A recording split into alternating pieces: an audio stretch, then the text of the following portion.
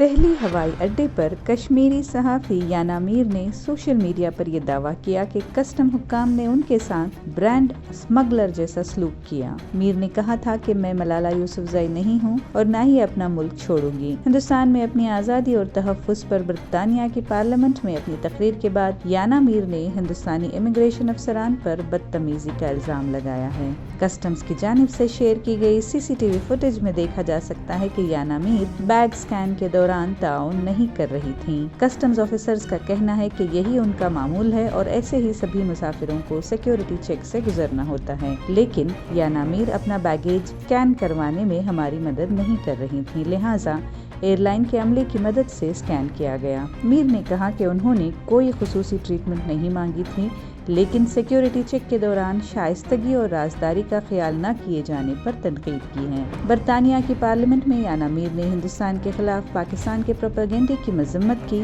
और मलाला यूसुफजई से मुआज़ने को मुस्तरद करते हुए हिंदुस्तान में अपनी आज़ादी और तहफ़्फ़ुज़ पर जोर दिया और मलाला पर कश्मीर के हालात का तजुर्बा किए बगैर हिंदुस्तान को बदनाम करने का इल्ज़ाम लगाया था।